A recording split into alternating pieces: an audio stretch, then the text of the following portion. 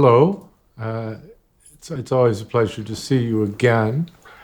In response to the video I did recently with Douglas Gabriel, where he interviewed me regarding my books, The Arcana of the Grail Angel and The Arcana of Light on the Path, I thought it would be nice to kind of give some backstory as to how those two volumes came into being.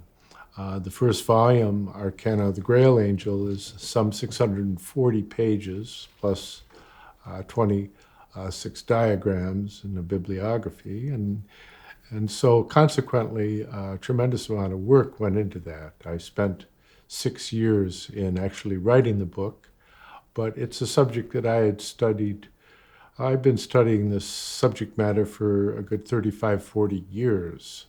And it involves being able to bring about a synthesis. And I work with the idea of the 22 major arcana of the tarot and use that as a storyboard or a trestle board in which I can work with various archetypes and facets of the ideas that are involved. And likewise, I use that same storyboard method in my second book, The Arcana of Light on the Path, because I found that the Arcana of Light on the Path had a 22 vignette structure that harmonized perfectly with the system of tarot that I was working with.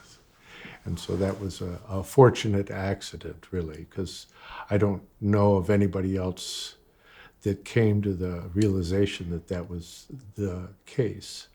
And so consequently, in beginning the study of these books, you can take and approach it either as something that you might dip into on occasion and just pick it up anywhere and start reading, because I wrote it so that each section is self-contained.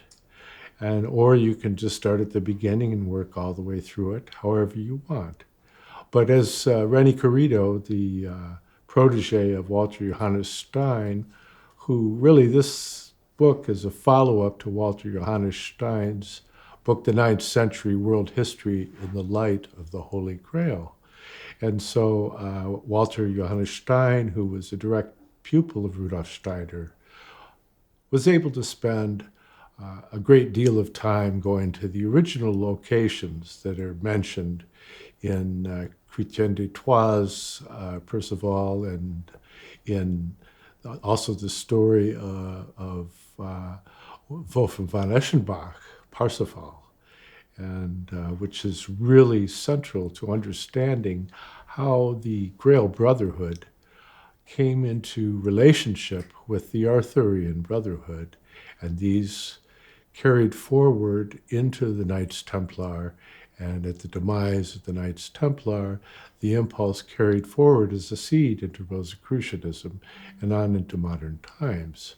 So that these are living impulses.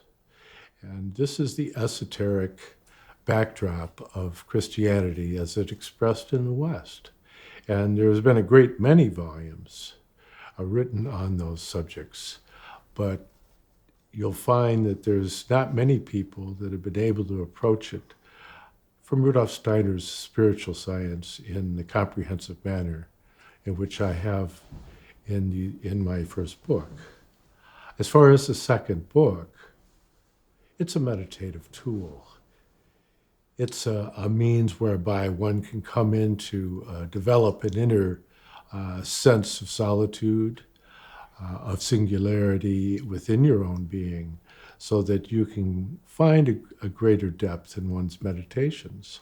And I find that the words in that book, the Arcana of Light on the Path, it's a study of Mabel Collins' work, Light on the Path, that was inspired by the Master Hilarion.